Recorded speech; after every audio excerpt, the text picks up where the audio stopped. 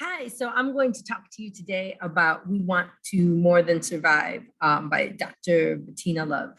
And when I say that it's one of my favorite ed books ever, I am probably understating it.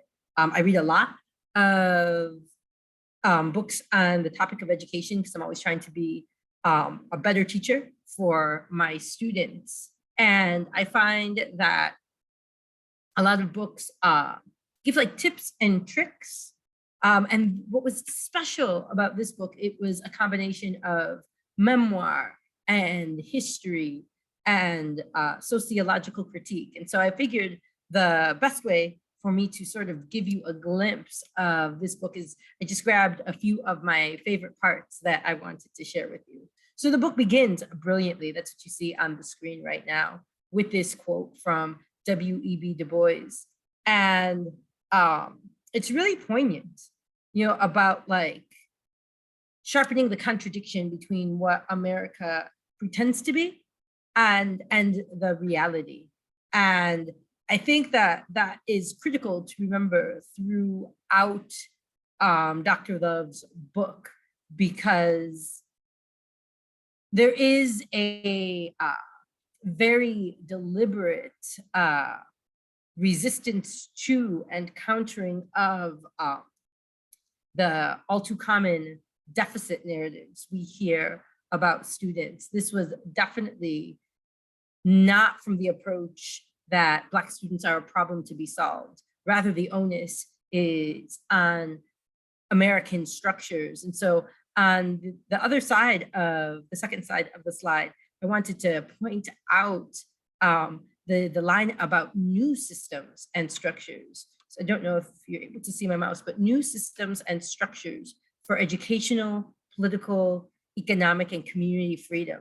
And I think that that is so important because the argument she makes throughout is that these structures are beyond reform, that we need to come up with something completely new. What else hit me pretty hard was this insistence about mattering. And it's pretty heartbreaking when I think about my individual students, right? Like these aren't just, like names on a roster. These are children that I very quickly grow to love, and that they would ever have to demand or insist on them mattering is angering to me. And I think that what she points out at the very bottom of the page is then that if it makes you angry, if you are trying to like resist and change this, then it's not just about teaching, it's also about fighting back, fighting for justice along with the students and empowering them to be able to do the same. Along those same lines, I thought like one of the things that, if you were to ask me one thing about this book that I remember, it is this comparison to the Hydra that I think is central to why school reforms haven't worked, why isolated policy hasn't been as effective as it ought to be. So she talks about history tells them and us that if we just change, adjust, or even eradicate one piece of the oppressive hydra, such as the prison industrial complex or the education survival complex, another piece will grow in its place. And so I think that's also a call to teachers to understand that I think it's important for us to be involved in reform struggles, to begin to train and organize and empower our students. On the other hand, I do think it is important to recognize that as they give you a quarter, they are taking $1. And we have to be ever vigilant about the conditions that our students face, because with each concession, there's a rollback or something else in its place. And that is because the system depends on the undereducation and the oppression of Black people in general. And schools are the sites of this for Black children specifically. And so fixing one policy, even fixing like schools, which is also a little bit difficult for me to even imagine if we keep our same structures in place, something else would be putting our children in danger. And I think that that's why this was such a powerful comparison.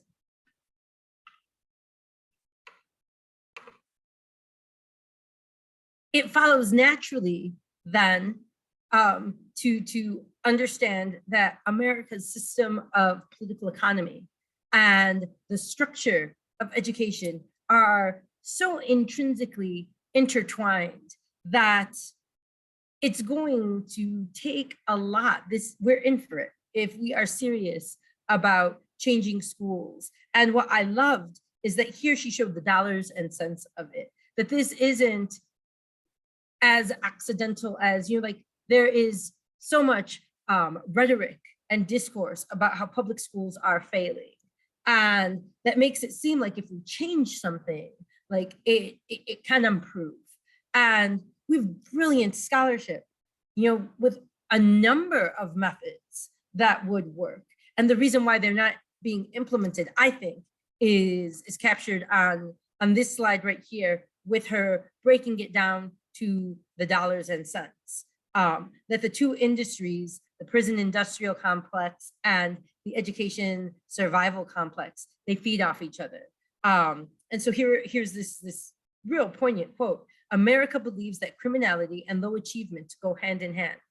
The four major testing companies, Pearson Education, Educational Testing Service, Houghton Mifflin Harcourt, and McGraw-Hill, make $2 billion a year in revenue, while spending $20 million a year in lobbying for more mandated student assessments. Prisons bring in $70 billion a year in revenue, and its industry spends $45 million a year lobbying to keep people incarcerated for longer sentences. Education reformers take up space in urban schools, offering nothing more than survival tactics to children of color in the forms of test-taking skills, acronyms, grit labs, and character education. And that'll be something I also talk about. But just seeing those numbers and understanding that people are profiting from the spirit murder of our children, and they are not willingly going to surrender this. And so for her to be like, I often get criticized that I'm an economic reductionist, but I think that this is why, because when you see, they are not going to give this up. They are profiting from this. And so whatever reforms they give us is just dressed up in new clothes, because these companies are certainly not going to sacrifice these criminal gains, right? Like what they're doing to children is unacceptable, but they're making a fortune off of this. And so none of this is accidental. None of this is because we haven't had the right research or teachers don't have the proper training. If we did, they would still find a way, because they have these profits to maintain. I think that's super important to remember. This was very interesting to me in this context about like reform and how these systems are always, always, always intertwined with one another. I think that it really makes this link that we cannot just fix education by itself. And no type of pedagogy, I love this, no type of pedagogy, however effective, can single-handedly remove the barriers of racism, discrimination, homophobia, segregation, Islamophobia, homelessness, access to college, and concentrated poverty. But anti-racist pedagogy combined with grassroots organizing can prepare students and their families to demand the impossible in the fight for eradicating these persistent and structural barriers. I love that she also acknowledged that this seems impossible. I think capitalist realism quotes that it is easier for people to imagine the end of the world than to imagine the end of capitalism. And I think after reading Dr. Kendi's How to Be an Anti-Racist and hear Dr. Love, how clearly they link these symptoms of capitalism to capitalism, that racism is inextricably linked to racism, that education is inextricably linked to prisons and profit. And that not only do we need to be teachers and deliver content, but we need to be activists and organizers and work together with the community and with our students to empower them and be empowered by them. And so I thought like this section and talking about the activism that comes with it and demanding the impossible, right? Because we teach as teachers, right? We teach capitalism as if it's the only option, as if it's permanent and immutable, as if these structures, these institutions cannot change, have always been and always will be, and that is just not true. And so to challenge our students to imagine a world that has yet to be, is going to be their best hope for surviving, getting rid of these institutions that are killing them.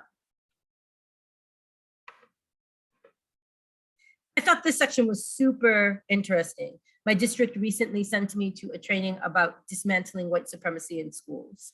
And part of that was the acceptance of white norms, right? That we should be challenging these white norms. And the, I guess like liberal part of me, the part of me that is not yet as radical as I ought to be, worries about like if we aren't preparing our kids for a white supremacist world, then we're setting them up for failure.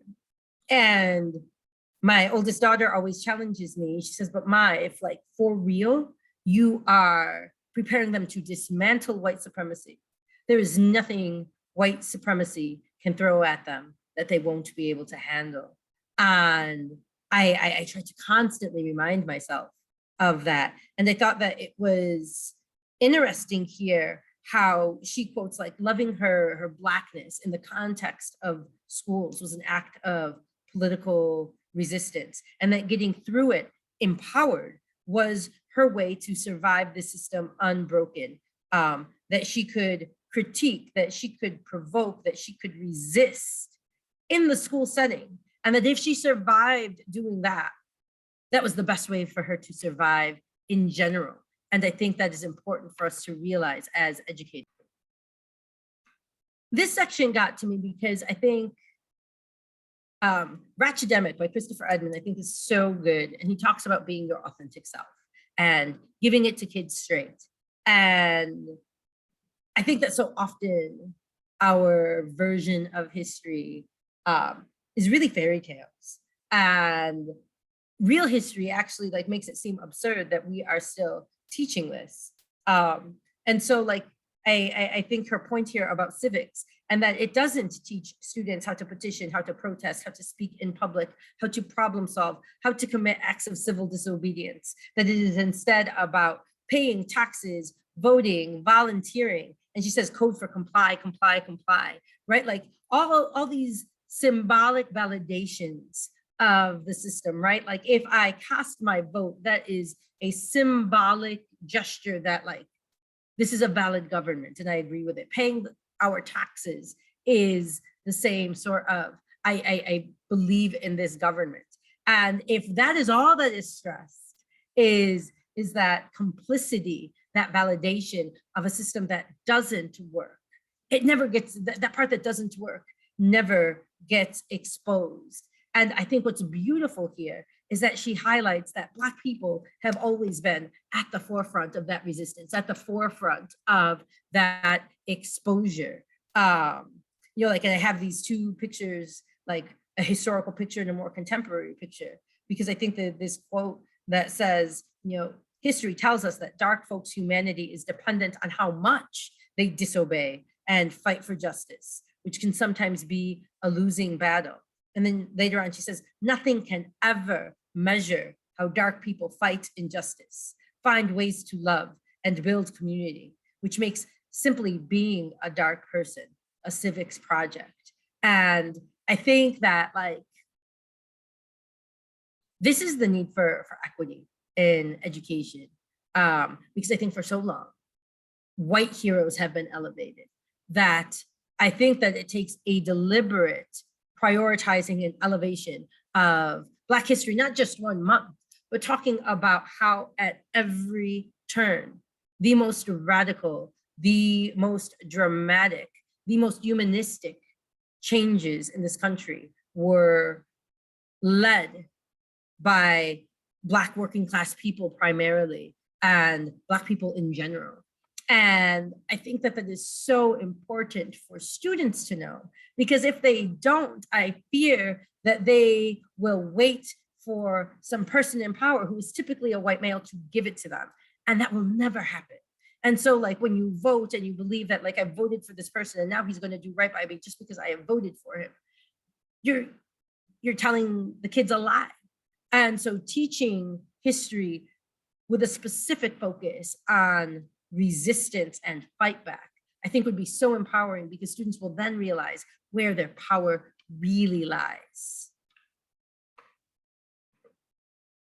I think there's some resistance to this. One, because I do think that there are a great many people who resist the deprioritization of whiteness. And so I think that this section, teachers need to be taught how to question whiteness and white supremacy. I think it's because it's so everywhere, it becomes invisible, that we just take it as this is the way things are done, rather than questioning who said and why and who benefits and who gets hurt. How to check and deal with their white emotions of guilt and anger, and how these all impact their classrooms. Only after unpacking and interrogating whiteness, white teachers, and really all teachers, must unpack how whiteness functions in their lives. Then they can stand in solidarity with their students and communities for social change. And I do think this is huge, because I think so many of the rules we enforce, so many of the things for which students get in trouble have been shaped and codified because of whiteness. And if we don't recognize that and challenge it and dismantle it, there is no changing it. And I think that like self-critically, I have always told my students, you just have to play the game. And books like these really make me question, if we all just continue playing the game never changes. And I think of that Kimberly Jones video, like, how do we win? You know, like if at every turn, the game is stacked against us, we are forever turning our wheels with no end in sight and no possibility of winning. And so I do think it takes this active resistance to the game. But how? How do we do that and still protect our children? Because I do think that's another part of our job as educators of Black children, is recognizing that they deserve and need more protection than any other group of students right now. And so how do we empower and protect them at the same time, I think becomes an important level of complexity where we need to wallow and figure this out. But if we are not able to get over our own subjectivity, our own selves, and even like as a teacher of color, looking at how I have been indoctrinated with white supremacy and which of my norms are white supremacist norms, and challenging them, such as meritocracy. I still struggle with that, and I have to check myself all the time. I think that that's super important. Also, the thing about white identity is because it does become invisible, it just becomes normalized. There was another article I read that said, like, actually, white people who develop positive identities as anti-racist whites, not allies, but like the co-conspirators, actually don't have this white guilt, because they recognize the problem and they see themselves as part of the fight back. And so there isn't as much guilt. And so I think that is interesting in thinking about like whiteness and identity and how to dismantle and disentangle it from all these other things. I'm not certain how that gets done, but it is something interesting to grapple with. So I love this part about Black joy. I think that so often we make the mistake of, especially in teaching, like thinking that like race representation is the same as equity.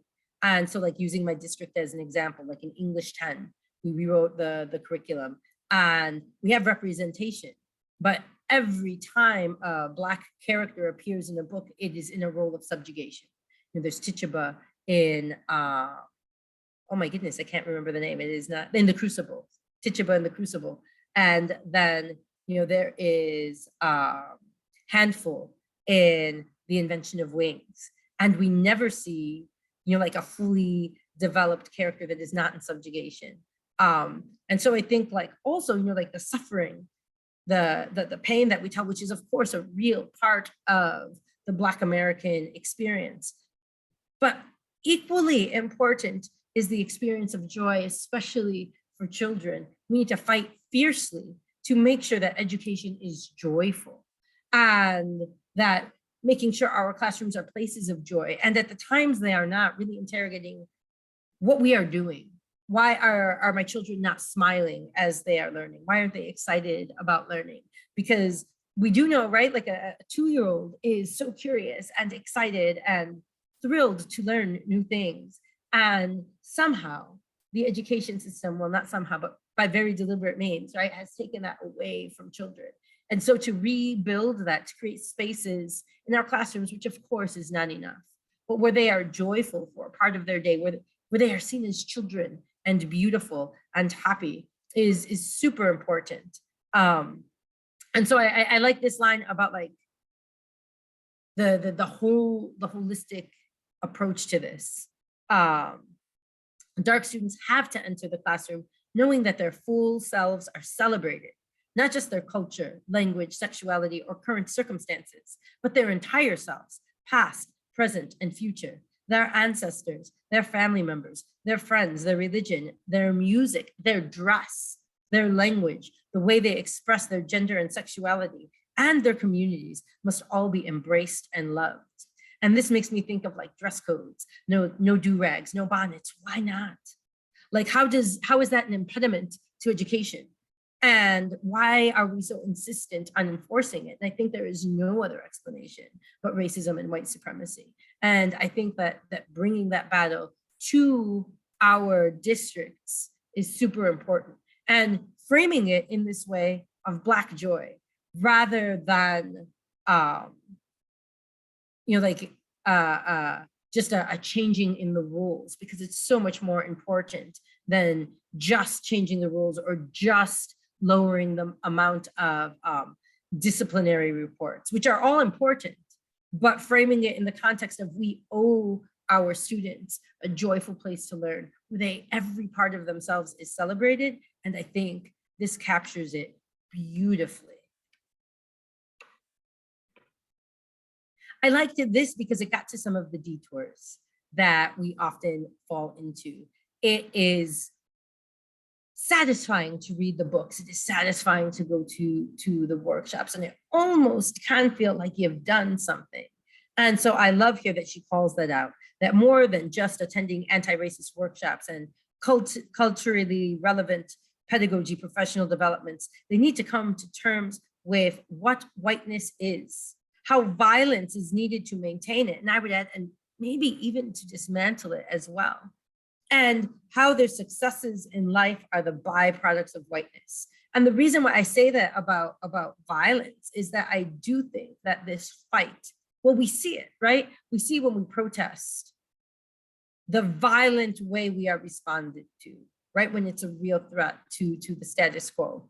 And I think that the larger that threat gets, the more violently the bosses will respond. And I think that we do need to interrogate, especially as educators, first of all, the real structural barriers to becoming a teacher, the unpaid labor of student teaching, the need for transportation to site schools, the inability to have a full-time job while you are student teaching, and the need to pay tuition on top of that. All of these things are impediments for very many people in general, but particularly people of color, to becoming teachers. And that we have gotten here, right? Like, I think it's important to recognize that comes with a cost, and that comes with a responsibility, I guess, to try to create those spaces for more people to be able to get past this, and to recognize that how many of those barriers are tied up with this idea of whiteness, how many of those barriers are actual gatekeepers, how important education is as an ideology tool. And as much as right now the other side is saying it's indoctrination, I think that is it Watkins, White Architects of Black Education? I think that was a great example of how from the beginning, education has been about ideology. And the architects of our educational systems knew they were nation building. And they knew exactly for whom they were nation building. And I think if we as teachers also recognize it is our job to nation build, and for whom, because we're doing it one way or the other. We can dream about this nation that has yet to be, that will allow Black joy, that will allow our students to realize the full potential of their humanity? Or are we maintaining this nation that we know does the opposite? So I thought that that was really important to realize. I also think that it's not enough to realize, because then we have to act on it. I thought it was super ironic, this next slide, that school leaders understand how racism, whiteness, and sexism function in schools, and they say they want to do something about it. But that does mean losing control over Black bodies, losing power, and also being self-critical, admitting that they are part of the problem that is infecting the school. And until we can win teachers and leaders to do that, to recognize I am doing damage and trying their best to stop it in a sincere and genuine way, and calling their students and their families and the community to help come up with ideas about how we do that, is super important. And then lastly, I thought that this quote was important. This book that she references, The Salt Eaters, is definitely one of the first on my list of fiction to read over the summer, because I also think that the fiction we read and the fiction we teach are so important in helping our students imagine worlds that can be and put themselves in situations that are different than our own, or that inform how they might respond to a situation that might happen in their world. But I thought this, so far as identity is concerned, and that Blackness is always tied up somehow with race or racism, about violence, about struggle, again, all these deficit words, and that to confine Blackness to that is racist. And I think that that is a part of the definition of racism that we never hear. You know, I always hear like, it's prejudice plus power. And I think that this like subtractive element is also a super important and less often discussed part of racism. And I think she hits it on the head, that it comes from racial superiority. And so again, I think that in fighting with our students, in learning with our students, we also have to deliberately create spaces where they can celebrate and explore their identity outside of these very real struggles and very important struggles, but where they get to be children, period, where they get to be joyful, period, creative, period. And that those two live together, and having them wallow in that nuance and that complexity, and doing it with them, I think is super important. I think that this book is a must read for teachers. It's these little like clips that I shared don't do it justice, but I think that any teacher who reads it will recognize that the changes we make in our classroom, while important, aren't going to be enough to protect our children. And if we really love them, and if we really want to educate them, it takes more than pedagogy. It takes more than policy. It does take absolute abolition and getting rid of all these systems of oppression, because they are intrinsically linked, and forming a network amongst each other to grapple with how hard that might be. What would that even look like? And to recognize the real risks and protect each other when we take those risks.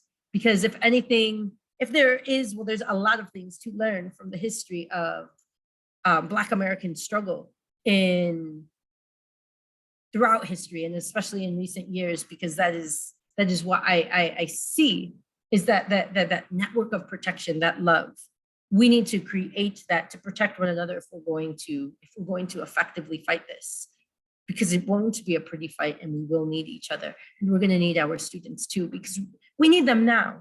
The world is missing out from all the beautiful contributions they might make if we educated them to their full potential. And I don't know that there's another book that I have read that captures all of that so well.